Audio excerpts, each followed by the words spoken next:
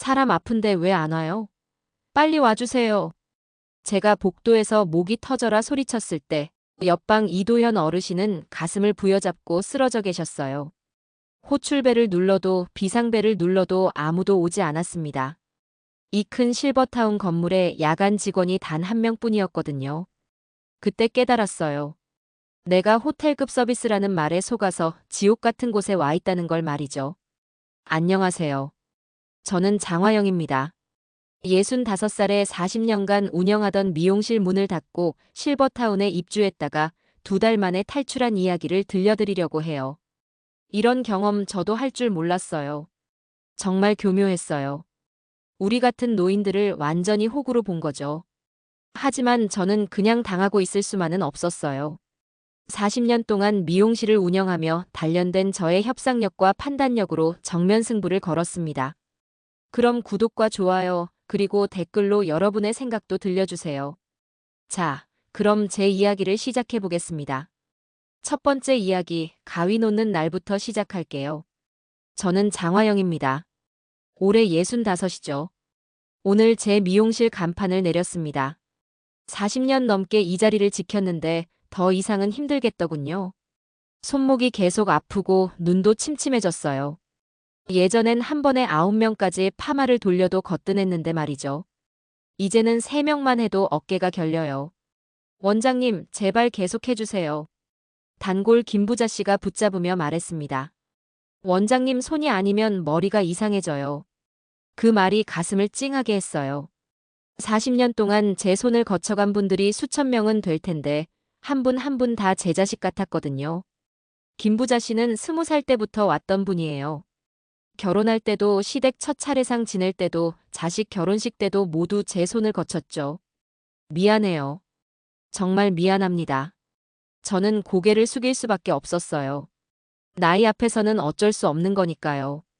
마지막 손님을 보내고 나서 혼자 미용실을 둘러봤습니다. 허름한 거울들, 낡은 의자들, 그리고 수십 년 된 드라이어까지. 모든 게 제 인생의 일부였어요. 이 자리에서 남편도 만났고 아이들도 키웠습니다. 손님들과 함께 울고 웃으며 보낸 시간들이 파노라마처럼 지나갔어요. 남편이 세상을 떠난 지 이제 2년 반이 됐습니다. 처음엔 일에만 매달렸어요. 그래야 견딜 수 있었거든요. 하지만 요즘 들어 집에 돌아가면 너무 조용해요. 텔레비전 소리만 덩그러니 울리는 거실, 혼자 앉아 먹는 저녁상. 이런 일상이 앞으로도 계속될까 싶으니 막막했죠. 엄마, 이것 좀 봐요. 문득 큰아들 민호가 나타났어요. 손에는 반짝이는 컬러 브로셔를 들고 있더군요. 표지에는 프리미엄 실버타운 엘레강스라고 금색 글씨로 써 있었습니다. 여기 정말 좋다고 하던데요. 호텔 수준이래요. 민호가 브로셔를 펼쳐 보였습니다. 정말 호화로웠어요. 대리석 로비, 수영장, 피트니스 센터, 도서관까지 있었습니다. 문화 프로그램도 엄청 다양해요. 합창단, 서예, 원예, 요가. 아, 그리고 엄마가 좋아하는 시 낭송회도 있어요. 사진들을 보니 정말 멋있었습니다. 넓은 정원에서 할머니들이 웃으며 산책하는 모습, 깔끔한 식당에서 우아하게 식사하는 장면들. 이런 곳에서 지낼 수 있다면 좋겠다는 생각이 들었어요. 그런데 브로셔 구석에 작은 별표가 눈에 띄었습니다. 자세한 조건은 별첨 약관 참조라고 아주 작게 써 있더군요. 미용실 일을 오래 하다 보니 이런 작은 글씨에 민감해졌어요. 대부분 중요한 내용이 숨어 있거든요. 나를 어디론가 보내려는 거야? 제가 물었습니다. 보내는 게 아니라 모시는 거죠, 엄마. 혼자 계시기 힘드시잖아요. 우리도 걱정돼요. 민호의 말이 가슴을 찔렀습니다. 힘든 건 맞죠. 밤마다 남편 생각에 잠 못 이루고 아침엔 누구와 말할 사람도 없고 텅 빈 집에서 혼자 밥 먹을 때면 정말 쓸쓸해요. 그런데 돈은 얼마나 들어? 그건 가서 상담받아 보죠. 일단 구경만이라도 가보시면 어때요? 민호가 다시 말했습니다. 시설도 직접 보시고 분위기도 느껴보시고요. 저는 잠시 망설였어요. 평생 제 손으로 살아온 사람이라 중요한 결정은 혼자 내리는 게 습관이었거든요. 미용실도 그랬고 아이들 교육도 그랬고 남편 병원비도 제가 다 알아봤죠. 알았어. 한번 가보자. 결국 고개를 끄덕였습니다. 어차피 집에만 있어봤자 할 일도 없고 새로운 걸 경험해보는 것도 나쁘지 않을 것 같았어요. 그날 밤 미용실 열쇠를 주머니에 넣고 마지막으로 거울을 들여다봤습니다. 거울 속 제 모습이 낯설었어요. 언제 이렇게 늙었을까요? 하얀 머리, 깊어진 주름, 처진 어깨선. 평생 다른 사람들 예쁘게 만들어주느라 정작 제 모습은 챙기지 못했나 봅니다. 이제라도 새로 시작해보자. 거울 속 저에게 말했어요. 미용실 문을 잠그고 나오는데 발걸음이 무거웠습니다. 하지만 동시에 어떤 기대감도 있었어요.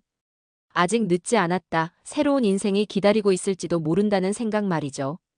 실버타운에 도착했을 때 제 눈이 휘둥그레졌습니다. 정말 호텔 같더군요. 로비는 대리석으로 깔려 있고 천장에서는 크리스털 샹들리에가 반짝였어요. 곳곳에 놓인 화분들에는 싱싱한 꽃들이 피어 있었습니다. 이런 곳에서 살 수 있다면 얼마나 좋을까 싶었죠. 어서 오세요. 장화영 선생님이시죠? 안내 직원이 다가와 환한 미소를 지으며 제 손을 꼭 잡았습니다. 이름표를 보니 최미영이라고 되어 있더군요. 미용 명장이시라고 들었어요. 40년 경력이시라니 정말 대단하세요.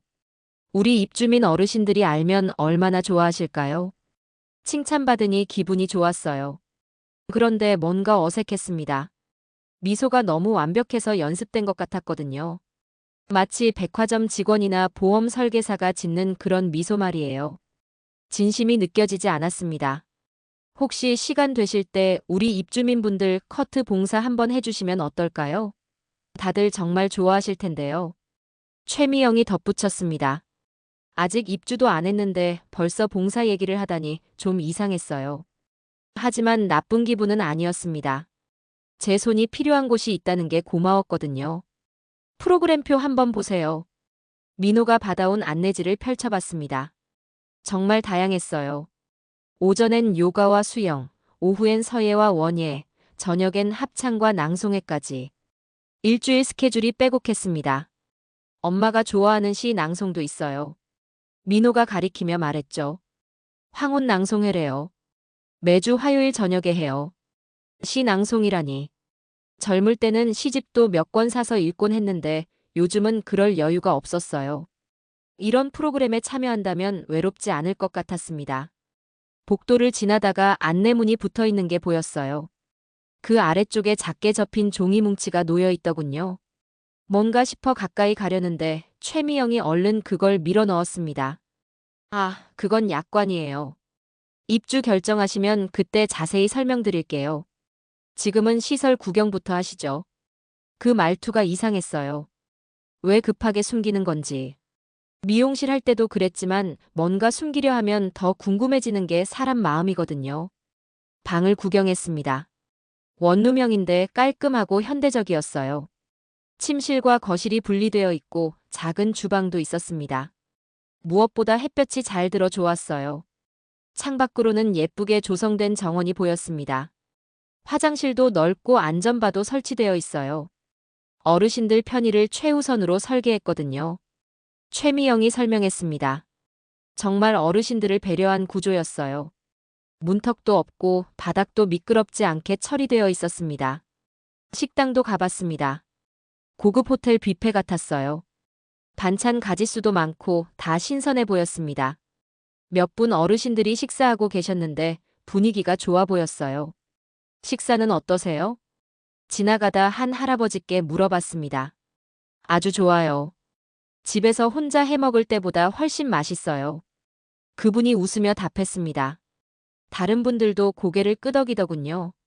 운동시설도 구경했습니다. 러닝머신, 실버요가 매트, 수영장까지 있었어요. 물론 수영을 할 줄은 모르지만 물속에서 걷기 운동이라도 할 수 있을 것 같았습니다. 어떠세요? 최미영이 물었습니다. 정말 좋네요. 입주하고 싶어요. 저도 모르게 말이 나왔습니다. 이런 곳에서 지낸다면 혼자 있는 외로움도 덜하고 새로운 사람들과도 만날 수 있을 테니까요. 그럼 계약 절차를 진행할까요? 최미영의 미소가 더 환해졌습니다. 그런데 그 순간 브로셔의 별표가 다시 떠올랐어요. 뭔가 중요한 걸 놓치고 있는 건 아닐까 하는 불안감이 스쳤습니다. 약관부터 자세히 보고 싶어요. 제가 말했습니다. 물론이죠. 차근차근 설명드릴게요. 하지만 최미영의 표정이 순간 굳어지는 게 보였어요. 아주 잠깐이었지만 놓치지 않았습니다. 40년 동안 사람 얼굴을 들여다보며 일해온 눈이거든요. 그때부터 마음 한구석에 의심이 자리 잡기 시작했습니다. 이렇게 좋은 조건인데 왜 약관을 숨기려 하는 걸까? 뭔가 알려주고 싶지 않은 내용이 있는 건 아닐까? 하지만 그런 생각을 털어버렸어요. 너무 의심만 하고 살 수는 없잖아요. 입주한 지 일주일이 지났습니다. 첫 아침 요가 수업에 참여했는데 정말 오랜만에 몸을 제대로 움직여봤어요. 매트 위에서 허리를 천천히 펴고 깊게 숨을 쉬니까 답답했던 가슴이 시원해졌습니다. 화영 씨, 손이 참 곱네요. 옆에 계신 분이 말을 걸었어요. 김정자 씨라고 하시더군요.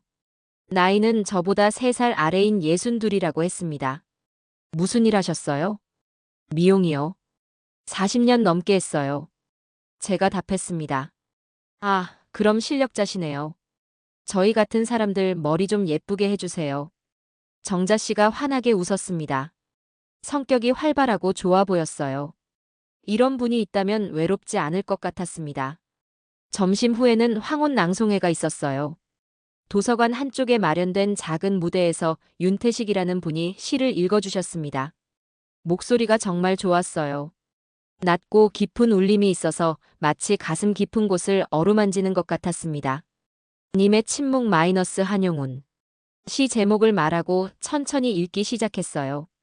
님은 같습니다. 아, 사랑하는 나이님은 같습니다. 그 구절이 귀에 와닿더군요. 문득 남편 생각이 났습니다. 저에게도 님이 같으니까요. 윤태식 씨는 67이라고 하셨어요. 전직 중학교 국어교사라고 하더군요. 품위가 있으면서도 따뜻함이 느껴지는 분이었습니다. 시를 읽는 목소리에 깊이가 있어서 듣고 있으면 마음이 차분해졌어요. 낭송회가 끝나고 식당에서 저녁을 먹는데 몇 분 어르신들이 제게 다가왔습니다. 화영 씨, 미용 사셨다면서요? 혹시 머리 좀 다듬어 주실 수 있어요? 다들 기대에 찬 눈으로 보시더군요. 가위는 없었지만 손으로라도 정리해 드릴 수 있을 것 같았어요. 물론이죠. 저는 기꺼이 응했습니다. 오랜만에 제 손이 쓸모 있다는 생각이 들었거든요. 한 분씩 앞머리를 정리해 드렸어요. 손가락으로 살짝살짝 다듬고 옆머리도 가지런히 정돈해 드렸습니다. 아이고, 시원하네요. 역시 전문가 손은 다르구나. 거울 보니까 젊어진 것 같아요. 칭찬이 쏟아졌습니다. 이런 반응을 보는 게 얼마만인지 모르겠어요. 제 손끝이 다시 살아나는 것 같았습니다. 정자 씨가 농담을 했어요.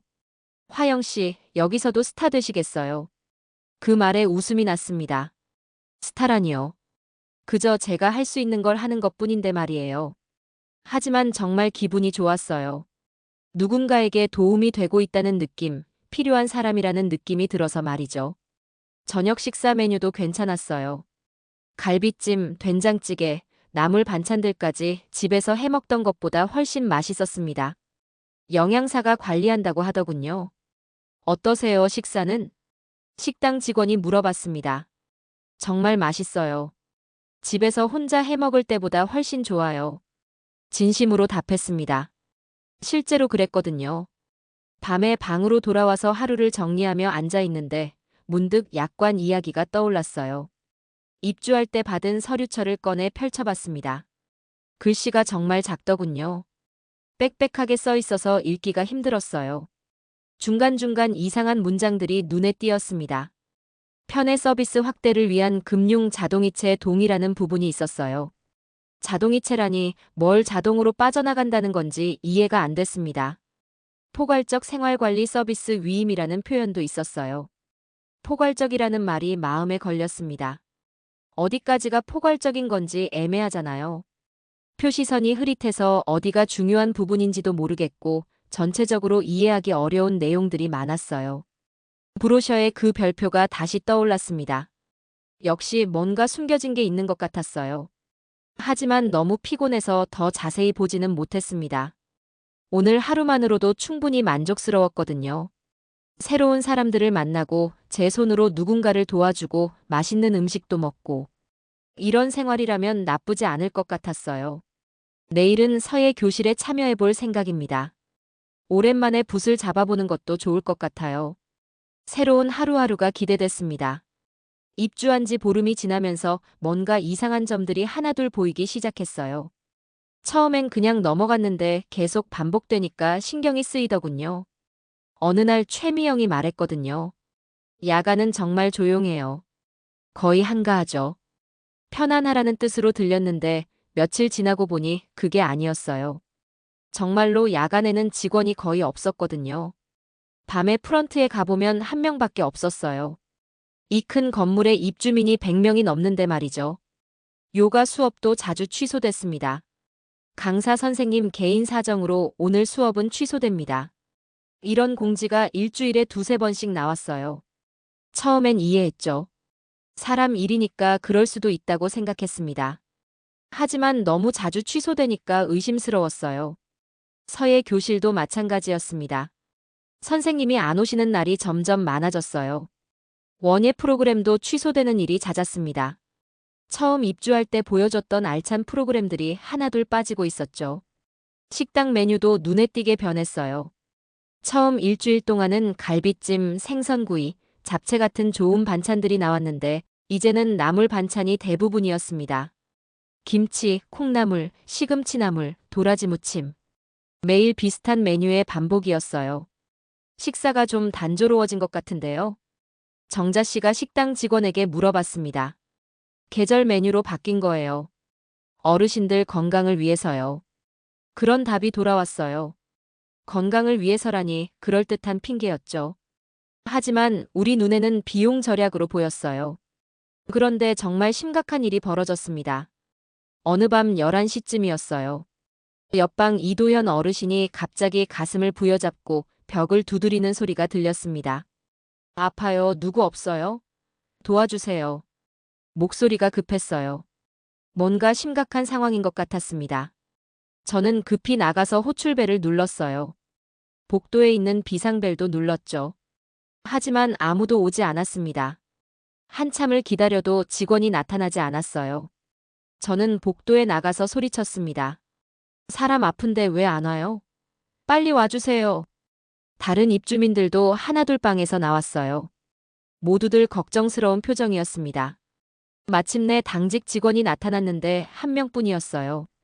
2층 관리 사무실에서 내려온 모양이었습니다. 죄송해요. 다른 층에 있었어요. 그 직원도 당황한 기색이 역력했어요. 이도현 어르신 방에 들어가 보니 얼굴이 새파랗게 질려 있었습니다. 가슴이 아파요. 숨이 안 쉬어져요. 어르신이 힘겹게 말했습니다. 명백히 응급 상황이었어요. 응급차를 부르는 데까지도 시간이 오래 걸렸습니다. 당직 직원이 전화를 걸어대느라 헤맸거든요. 구급대원들이 와서 이도현 어르신을 들것에 실어 나갔어요. 심근경색 의심이라고 하더군요. 응급차가 떠난 후 복도에는 무거운 침묵이 흘렀습니다. 모두들 문 뒤에서 숨죽이고 있는 것 같았어요. 무서웠습니다. 만약 제가 아프면 어떻게 될까 하는 생각이 들었거든요. 다음 날 아침 관리자가 나타났어요. 박 실장이라는 40대 중반 남자였습니다. 어제는 정말 죄송했습니다. 최선을 다했어요. 그 말이 귀에 거슬렸어요. 최선을 다했다고요? 환자가 고통받는 동안 한참을 기다리게 한 게 최선인가요? 야간 직원이 너무 적은 것 같은데요. 정자 씨가 물었습니다. 인력 배치는 적정 수준을 유지하고 있습니다. 박 실장이 답했어요. 하지만 그 표정에 확신은 없어 보였습니다. 정자 씨와 저는 눈을 마주쳤습니다. 둘 다 같은 생각을 하고 있었어요. 우리가 뭔가 놓친 게 있는 것 같아요. 정자 씨가 작게 말했습니다. 별표요. 제가 답했어요. 처음부터 수상했던 그 별표 말이에요. 이제야 그 의미를 알 것 같았습니다. 우리가 읽지 않은 그 작은 글씨들 속에 진실이 숨어 있었던 거예요. 이도현 어르신은 다행히 큰 수술을 받고 회복되셨다고 나중에 들었어요. 하지만 그날 밤의 일은 쉽게 잊혀지지 않았습니다. 만약 더 늦었다면 어떻게 됐을까 하는 생각이 계속 들었거든요. 그날 이후로 야간에는 더욱 조심스러워졌어요. 다들 그런 것 같았습니다. 저녁 9시만 넘으면 복도가 조용해졌어요. 모두들 최대한 조용히 지내려고 했죠. 혹시라도 문제가 생겼을 때 도움받기 어렵다는 걸 알았으니까요. 화려한 시설과 친절한 서비스 뒤에 이런 현실이 숨어 있다는 게 충격적이었어요. 브로셔에서 본 그 반짝이는 모습들이 이제는 속임수처럼 느껴졌습니다. 이도현 어르신 일이 있고 나서 정자 씨와 저는 약관을 다시 꼼꼼히 살펴보기로 했어요. 이번엔 정말 한 줄 한 줄 세심하게 봤습니다. 작은 글씨들이 빽빽했어요. 위임, 편의, 수납대행, 포괄적 관리 같은 단어들이 곳곳에 숨어 있었습니다. 마치 미용실에서 가르마 하나로 인상이 완전히 바뀌는 것처럼 단어 하나하나가 의미를 교묘하게 비틀고 있었어요. 이건 뭔 소린지 모르겠네요. 정자 씨가 한숨을 쉬었습니다. 제가 프런트에 가서 물어볼게요. 다음 날 아침 저는 관리 사무실로 갔습니다. 자동이체 항목을 자세히 적어서 주실 수 있나요? 최미영이 머뭇거렸어요. 관리비, 식비, 프로그램비, 그리고 생활편의관리 수수료입니다. 생활편의관리 수수료요? 그게 뭔가요? 여러 가지 편의 서비스에 대한 수수료예요. 구체적으로 어떤 서비스인데요? 제가 계속 물어봤더니 최미영의 표정이 어색해졌어요. 청소, 세탁, 건강관리, 그런 것들이요. 하지만 청소는 일주일에 한 번뿐이었고 세탁은 각자 알아서 하고 있었어요. 건강관리라고 해봤자 한 달에 한 번 혈압 재는 게 전부였습니다. 그런데 매달 수수료를 받는다는 게 이상했어요. 얼마나 나가는 건가요? 그건 개별적으로 다르니까 나중에 고지서 보시면 돼요. 최미영이 대충 둘러댔습니다. 명확한 답을 주지 않았어요. 그날 밤 윤태식 씨에게서 쪽지가 왔어요. 낭송회에서 알게 된 이후로 가끔 시에 대한 이야기를 나누곤 했거든요. 국어교사 출신이 약관을 읽어보니 포괄위임에 준하는 문장이 여러 개 보입니다. 조심하세요. 포괄위임이라니요. 그게 뭔지는 정확히 모르겠지만 좋은 뜻은 아닌 것 같았어요. 다음 날 낭송회 후에 윤태식 씨를 찾아갔습니다. 어제 쪽지에서 말씀하신 포괄위임이 뭔가요? 쉽게 말해서 모든 권한을 위임한다는 뜻이에요.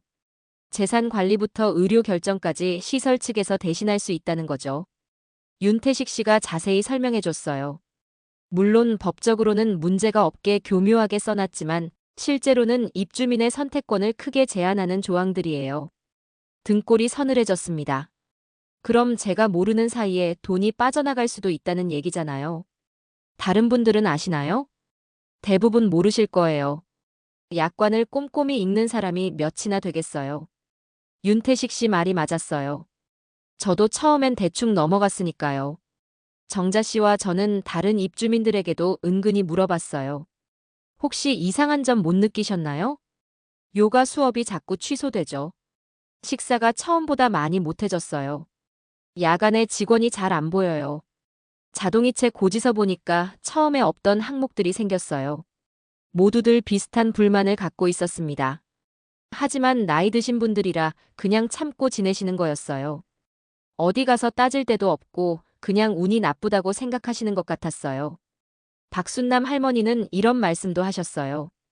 처음에 입주비로 3천만 원 냈는데 나중에 추가로 이것저것 더 내라고 하더라고요. 안전관리비, 시설 유지비, 보험료까지. 입주할 때는 그런 얘기가 없었는데 말이에요. 이제 확실해졌어요. 처음에 보여준 그 화려함은 미끼였습니다. 진짜 모습은 따로 있었던 거예요. 브로셔의 별표, 약관의 작은 글씨, 직원들의 어색한 미소. 모든 게 계산된 일이었습니다. 저는 미용실에서 가위로 머리카락을 정리하듯 약관의 이상한 부분들을 하나씩 골라내어 마음에 새겨뒀습니다.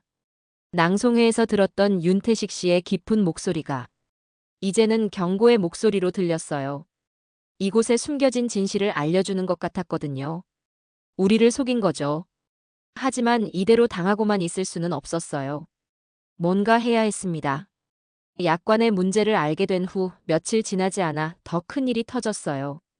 운동실에서였습니다. 그날 오후는 유난히 후덥지근했어요. 에어컨이 고장났다며 수리업체를 기다린다고 했는데 벌써 사흘째였습니다. 입주민들은 짜증이 날 대로 나 있었죠. 복도를 지나가다 운동실에서 나는 소음에 발걸음을 멈췄어요. 뭔가 심상치 않은 분위기였거든요.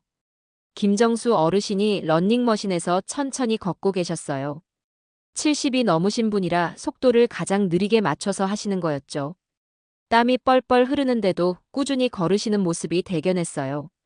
그런데 뒤에서 기다리던 박영수 씨가 시계를 자꾸 보더니 점점 짜증을 내기 시작했습니다.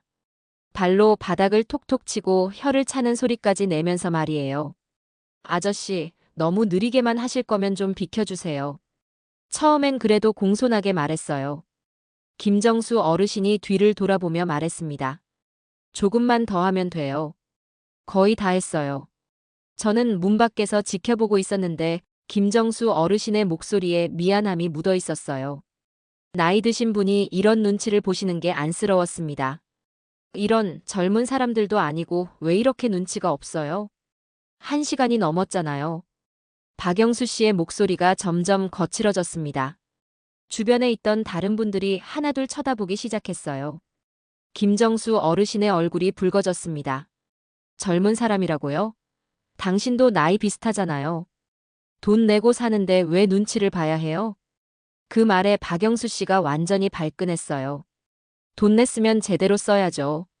이렇게 느리게 하면 운동이 안 돼요. 시간도 정해져 있는 거 아니에요? 저는 가슴이 답답해지기 시작했어요.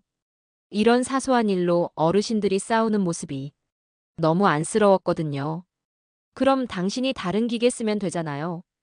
여기 러닝머신이 하나뿐인가요? 김정수 어르신도 목소리를 높였습니다. 순식간에 운동실 분위기가 험악해졌어요. 둘이 소리를 높이자 주변에 있던 다른 분들도 편을 갈라서 끼어들기 시작했습니다. 박 씨 말이 맞아요. 너무 오래 쓰시면 안 되죠. 우리도 운동해야 하는데. 이렇게 말하는 분도 있었고, 아니에요. 순서대로 쓰는 거잖아요. 급하면 기다리든지 다른 걸 하든지 해야죠. 이렇게 김정수 어르신 편을 드는 분도 있었어요. 저는 더 이상 지켜볼 수가 없어서 운동실 안으로 들어갔습니다. 운동실이 순식간에 아수라장이 됐어요. 평소에 쌓였던 불만들이 한꺼번에 터져나온 거였습니다. 요즘 여기 서비스가 너무 형편없어요. 돈만 받고 제대로 해주는 게 뭐가 있어요? 맞아요. 프로그램도 자꾸 취소되고, 요가는 일주일에 몇 번이나 안 해요. 음식도 처음보다 많이 못해졌어요. 김치랑 나물만 계속 나와요. 에어컨도 며칠째 고장이고. 더운데 어떻게 운동을 해요? 시설 문제, 음식 문제, 프로그램 취소 문제까지. 모든 게 한꺼번에 섞여서 나왔습니다. 저는 가슴이 터질 것 같았어요. 이런 식으로 서로 화풀이를 하는 게 해결책이 될 리 없잖아요. 저는 참다 못해 두 분 사이에 끼어들었어요. 조용히 하세요. 제 목소리가 운동실에 울렸습니다. 모든 분들이 저를 쳐다봤어요. 갑작스러운 제 등장에 모두들 놀란 것 같았습니다. 우린 서비스가 아니라 사람입니다. 서로 배려하며 살아야죠. 그러자 박영수 씨가 저에게 대들었어요. 뭐라고요? 돈 내고 사는데 배려는 무슨 배려예요? 여기 호텔이라고 광고했잖아요. 호텔급 서비스 받으러 온 거 아니에요? 순간 화가 머리끝까지 올랐습니다. 미용실에서 40년 동안 온갖 사람들을 상대해봤지만 이런 무례함은 처음이었어요. 돈만 내면 다예요? 사람다움은 어디 갔나요? 제 목소리가 떨렸어요. 가슴 깊은 곳에서 치밀어 오르는 분노를 겨우 참고 있었거든요. 돈 냈으면 당연히 제대로 된 서비스 받아야죠. 그게 뭐가 잘못된 거예요? 박영수 씨가 계속 대들었어요. 그럼 서비스가 제대로 안 나오면 시설한테 따져야지 왜 같은 입주민한테 화를 내요? 정자 씨도 어느새 들어와서 끼어들었어요. 우리가 여기 와서 뭘 하고 있는 건가요? 서로 싸우려고 온 건가요? 정자 씨의 목소리도 떨리고 있었어요. 처음에 약속한 것과 완전히 다르잖아요. 프로그램은 자꾸 취소되고 음식은 형편 없어지고 에어컨은 며칠째 고장이고 야간에는 아파도 제대로 도움도 못 받고 정자 씨가 한꺼번에 쏟아내니까 다른 분들도 고개를 끄덕였어요. 맞아요. 이도현 씨 일도 그렇고 야간에 직원이 거의 없어요. 그래서 불안해서 잠도 못 자겠어요.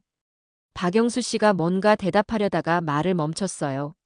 정자 씨 말이 틀리지 않았거든요. 잠시 정적이 흘렀어요. 에어컨이 없는 운동실은 더욱 숨막혔습니다. 김정수 어르신이 런닝머신에서 내려왔어요. 그만하겠습니다. 기분 나쁘게 운동할 필요 없죠.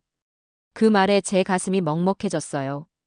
건강을 위해 운동하러 온 어르신이 이런 일로 기분 상해하시는 게 너무 안타까웠거든요. 아저씨, 저 때문에 그러지 마세요. 박영수 씨가 뒤늦게 말했지만 김정수 어르신은 이미 운동실을 나가고 계셨어요. 다른 분들도 하나둘 운동실을 나가기 시작했어요. 분위기가 완전히 깨져버린 거였죠. 저와 정자 씨도 운동실을 나왔습니다. 복도를 걸으면서 아무 말도 할 수 없었어요. 화영 씨, 이게 맞나요? 이런 식으로 사는 게. 정자 씨가 한숨을 깊게 쉬었어요. 저도 모르겠어요. 처음엔 정말 좋았는데.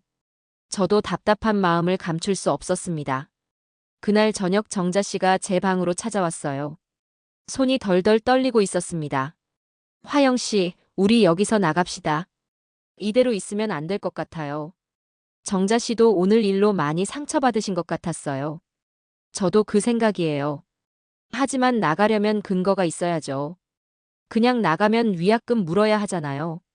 제가 미용실에서 배운 건 정확한 증거와 논리였어요. 감정만으로는 해결되지 않습니다. 가위로 머리를 자를 때처럼 정확하고 신중해야 해요. 그럼 어떻게 해요? 증거를 모아야죠. 야간 호출 기록, 프로그램 취소 공지, 식단 변경 내역, 자동이체 고지서, 그리고 입주민들 진술서도요. 저는 차근차근 말했어요. 윤태식 씨도 도움을 요청해 봐야겠어요. 국어교사 출신이니까 약관 해석을 정확하게 해주실 수 있을 거예요. 정자 씨가 고개를 끄덕였어요. 우리끼리라도 뭉쳐야겠어요. 저는 창밖을 바라봤습니다. 실버타운의 화려한 조명들이 반짝이고 있었어요. 하지만 이제 그 불빛들이 가짜처럼 보였습니다. 겉만 번지르르하고 속은 텅 빈. 허울 좋은 포장지 같았어요. 이제 진짜 싸움이 시작되는 거였습니다. 하지만 무서우면서도 한편으로는 마음이 후련했어요. 그동안 참고 있던 것들을 드디어 해결할 수 있을 것 같았거든요. 정면으로 부딪히되 감정적이지 않게 준비된 자료를 바탕으로 논리적으로 접근하는 것. 이번에도 그렇게 해야 했습니다. 정자 씨, 우리가 이길 수 있을까요? 정자 씨가 불안한 목소리로 물었어요. 이기고 지는 게 중요한 게 아니에요. 당당하게 우리 목소리를 내는 게 중요한 거죠. 저는 정자 씨의 손을 꼭 잡았습니다. 그 손이 따뜻했어요. 혼자가 아니라는 게 얼마나 든든한지. 그제야 깨달았습니다. 다음 날부터 우리의 작전이 시작됐어요. 증거를 모으는 일은 생각보다 어렵지 않았습니다. 다들 불만이 쌓여 있었거든요. 윤태식 씨가 약관 해석을 도와주셨고 정자 씨가 입주민들 서명을 받아왔습니다. 저는 모든 자료를 체계적으로 정리했어요. 미용실에서 손님 기록을 관리하던 경험이 큰 도움이 됐죠. 일주일 동안 철저히 준비했습니다. 야간 응급 상황 대응 늦음부터 시작해서 프로그램 무단 취소 내역, 식단질 저하 사진까지. 심지어 약관에 명시되지 않은 추가 수수료 징수 증거까지 모았어요. 모든 걸 날짜별로 정리해서 두꺼운 파일로 만들었습니다. 정자 씨는 정말 대단했어요. 입주민들을 하나하나 찾아가서 상황을 설명하고 서명을 받았거든요. 김할머니, 우리가 이대로 당하고만 있으면 안 되잖아요. 박 아저씨, 야간에 아프면 어쩌실 거예요? 이도현 씨처럼 될 수도 있어요. 처음엔 겁내던 분들도 많았어요. 나이 먹어서 무슨 소송이니 뭐니 하고 싶지 않아요. 괜히 큰일 벌여서 여기서 못 살게 되면 어떡해요? 나이 드신 분들이라 큰일 벌이기 싫어하시거든요. 하지만 정자 씨가 차근차근 설득하니까 하나둘 동참하게 됐습니다. 우리가 가만히 있으면 더 심해질 거예요. 지금이라도 목소리를 내야 해요. 결국 입주민 18명이 서명에 동참했어요. 우리가 당해도 되는 건 아니잖아요. 돈 냈으면 제대로 된 서비스 받아야죠. 정자 씨의 말에 모두들 공감했습니다. 윤태식 씨는 약관 분석에 정말 도움이 됐어요. 국어교사 출신이라 그런지 숨겨진 함정들을 하나하나 찾아내더군요. 여기 보세요. 이 문장은 완전히 다른 뜻이에요. 편의를 위한 포괄 위임이라고 써놨지만 실제로는 모든 권한을 시설에 넘긴다는 말이거든요. 이 부분도 문제예요. 추가 서비스 비용이라고 모호하게 써놔서 나중에 뭘 받아도 할 말이 없게 만들어놨어요. 윤태식 씨가 빨간 펜으로 표시해가며 설명해주니까 약관의 진짜 모습이 보였습니다. 정말 교묘하게 만들어놨더군요. 이런 조항들은 명백한 불공정 계약이에요. 소비자를 기만하는 거죠. 윤태식 씨의 말에 저도 화가 났어요. 우리 같은 노인들을 우습게 본 거잖아요. 저는 모든 자료를 연대기순으로 정리했습니다. 입주 첫날부터 지금까지 변화된 모든 것들을 표로 만들었어요. 입주 첫 주와 현재를 비교해보니 정말 차이가 심했습니다. 드디어 결전의 날이 왔습니다. 관리사무소 앞에 서니까 떨리더군요. 하지만 미용실에서 어려운 손님들과 실랑이 할 때 배운 게 있었어요. 당당해야 한다는 것. 박 실장이 평소처럼 반갑게 웃으며 맞아줬어요. 어르신들 무슨 일이세요? 차라도 한 잔 드릴까요? 차는 됐고요. 저는 차분하게 말했습니다. 위약금 얘기하기 전에 이 문서들부터 보시죠. 윤태식 씨가 정리해준 약관 분석서, 제가 표시한 문제점들, 정자 씨가 모은 입주민 서명 목록을 차례로 내놨어요. 박 실장의 얼굴이 점점 굳어갔습니다. 이게 뭔가요? 저희가 속은 증거들이에요. 저는 하나하나 짚어가며 설명했어요. 첫째, 야간 인력 축소로 응급 상황 대응이 불가능합니다. 이도현 어르신 사건이 증거죠. 둘째, 약관에 명시되지 않은 각종 수수료를 징수하고 있어요. 생활편의관리 수수료라는 게 도대체 뭔가요? 셋째, 입주 시 약속했던 프로그램들을 무단으로 취소하고 있습니다. 요가, 서예, 원예 수업이 일주일에 절반 이상 취소되고 있어요. 넷째, 식단의 질이 현저히 떨어졌습니다. 처음 일주일과 지금을 비교해보세요. 40년 동안 손님들과 이야기하며 키운 논리력을 총동원했습니다. 미용실에서 배운 게 이런 데서 도움이 될 줄 몰랐어요. 박 실장이 당황하며 말했어요. 이런 건 법무팀과 상의해봐야겠는데요. 그 말을 저는 미용실에서도 많이 들어봤어요. 문제가 생기면 다른 사람 탓, 다른 부서 탓으로 돌리는 거죠. 결정은 실장님이 하시는 거 아닌가요? 아니면 더 높은 분을 불러주세요. 저는 단호하게 말했어요. 소비자 분쟁 조정위원회에 신청할 준비도 다 됐어요. 언론에도 제보하겠습니다. 야간 인력 부족으로 응급 환자가 위험했던 증거도 다 있고요. 박 실장의 표정이 순간 변했어요. 언론 제보라는 말에 긴장한 것 같았습니다. 잠깐만요. 차근차근 이야기해 봅시다. 이미 다 이야기했잖아요. 이제 답만 주시면 돼요. 정자 씨가 날카롭게 말했습니다. 우리가 바보로 보여요? 처음엔 호텔급 서비스라더니 이게 뭐예요? 윤태식 씨도 차분하게 한마디 했어요. 법적으로도 문제가 많아요. 포괄위임 조항들이 소비자 권익을 심각하게 침해하고 있거든요. 약관 자체가 불공정 계약이에요. 박 실장이 고민하는 표정을 짓더군요. 한참 후에 말했습니다. 일단 법무팀과 상의해보고 내일까지 답변 드리겠습니다. 내일 오전 10시까지요. 그때까지 답변 안 주시면 오후에 바로 분쟁 조정 신청하겠습니다. 저는 못을 박았어요. 더 이상 끌 이유가 없었거든요. 그리고 언론 제보도 같이요. 요즘 실버타운 문제가 이슈잖아요. 정자 씨가 덧붙였습니다. 그날 밤 9시쯤 박 실장에게서 전화가 왔습니다. 위약금 면제하고 보증금 전액 반환해드리겠습니다. 계약 즉시 해지로 처리하죠. 그리고 다른 분들도 원하시면 같은 조건으로 해드릴게요. 정자 씨와 저는 손을 잡고 웃었어요. 가위로 엮인 매듭을 우리가 끊어냈네요. 드디어 자유였습니다. 미용실에서 배운 게 맞았어요. 정확한 근거와 논리 그리고 포기하지 않는 의지만 있으면 불가능한 일도 없다는 것. 한 달 후 우리는 가족들이 가까운 곳에 작은 전셋집을 얻었어요. 정자 씨와 함께 말이에요. 둘이 합쳐서 얻으니까 부담도 덜했고 서로 의지할 수 있어서 좋았습니다. 집은 아담했지만 따뜻했어요. 작은 거실에 둘이 앉아 차를 마시며 이야기하는 시간이 실버타운에서의 어떤 호화로운 시설보다 좋았습니다. 화영 씨, 우리 잘한 것 같아요. 정자 씨가 창밖을 보며 말했어요. 그럼요. 당연히 잘했죠. 저도 웃으며 답했습니다. 첫 주말에 민호네 가족이 몰려왔어요. 손주들이 할머니 할머니 하며 뛰어다니는 소리가 집 안을 가득 채웠습니다. 오랜만에 듣는 아이들 웃음소리였어요. 할머니, 여기가 새 집이에요? 전에 그 큰 집은 어디 갔어요? 5살 손녀 지은이가 물어봤습니다. 응, 할머니가 새로 시작하는 집이야. 큰 집은 할머니한테 맞지 않아서 나왔어. 제가 안아주며 말했어요. 할머니가 더 행복해 보여요.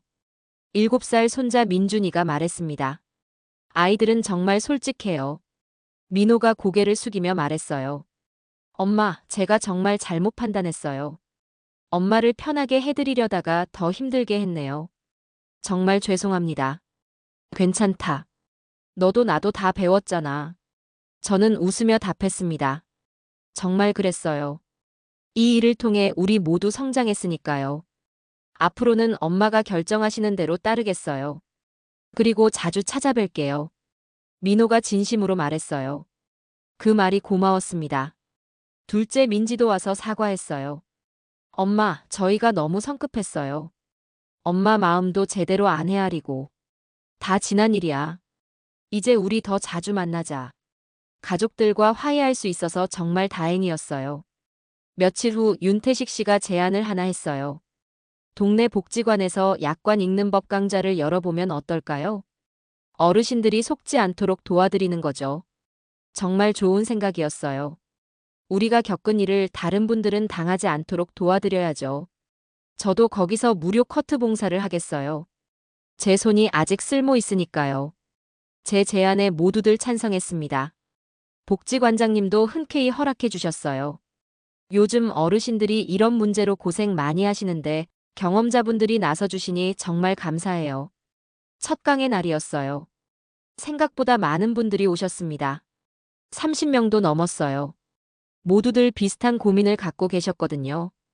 윤태식 씨가 먼저 강의를 시작했어요. 계약서에서 가장 중요한 건 작은 글씨예요. 별표나 각주를 꼼꼼히 봐야 합니다. 특히 포괄, 위임, 편이라는 단어가 나오면 더욱 주의해서 보세요. 모두들 메모하며 열심히 들으셨어요. 제가 실제 경험담을 들려드렸습니다.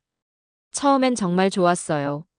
하지만 시간이 지나면서 약속과 다른 점들이 하나둘 보이기 시작했죠. 그때 참지 말고 바로 문제 제기를 해야 해요. 혼자서는 힘들어요. 같은 처지에 있는 분들과 힘을 합쳐야 합니다.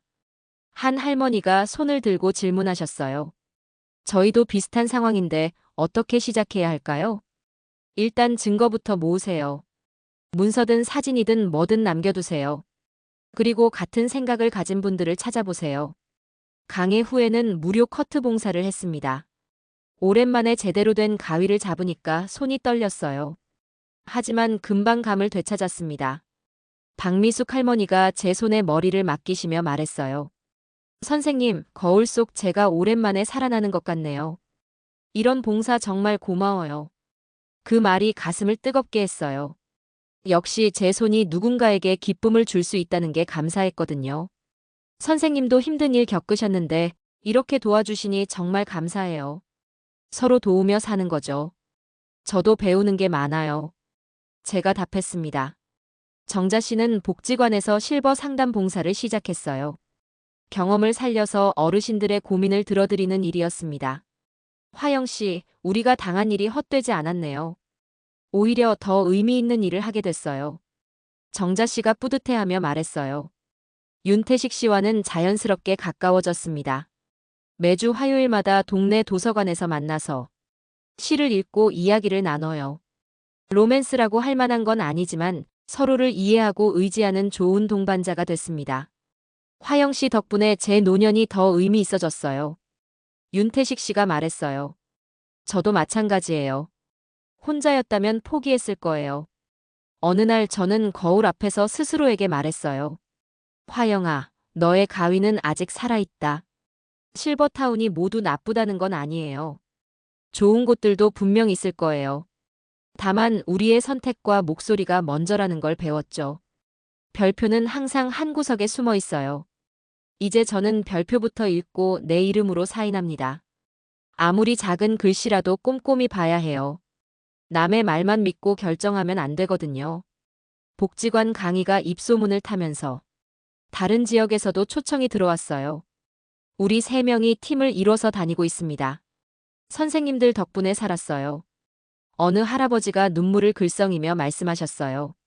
그런 말을 들을 때마다 가슴이 뿌듯해집니다.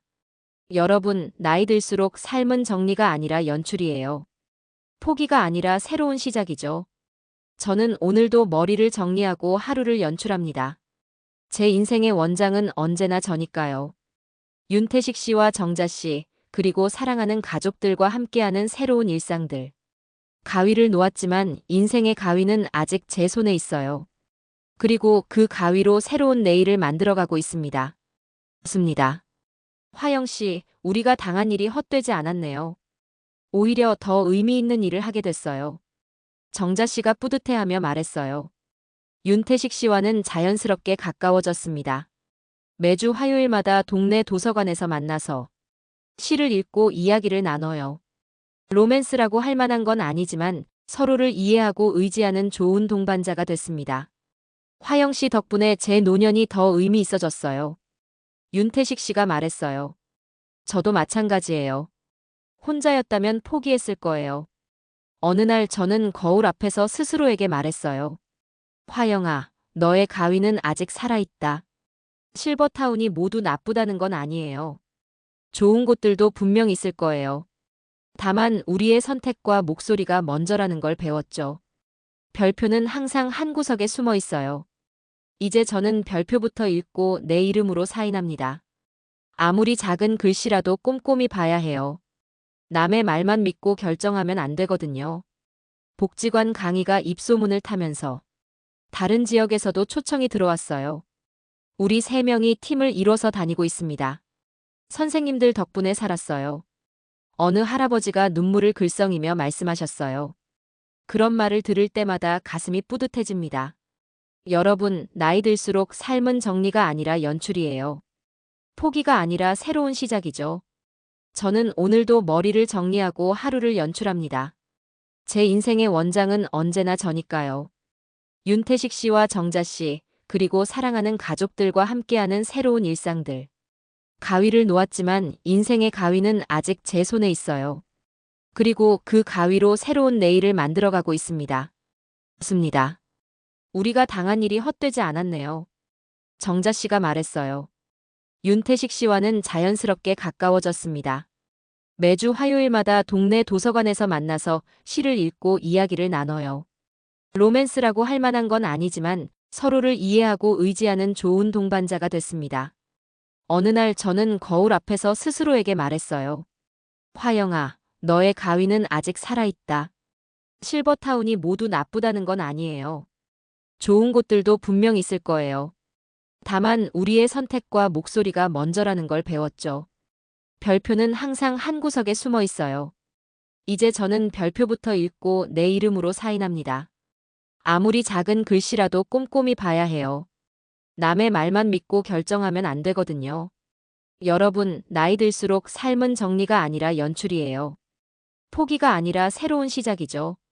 저는 오늘도 머리를 정리하고 하루를 연출합니다. 제 인생의 원장은 언제나 저니까요. 윤태식 씨와 정자 씨, 그리고 사랑하는 가족들과 함께하는 새로운 일상들. 가위를 놓았지만 인생의 가위는 아직 제 손에 있어요. 그리고 그 가위로 새로운 내일을 만들어가고 있습니다.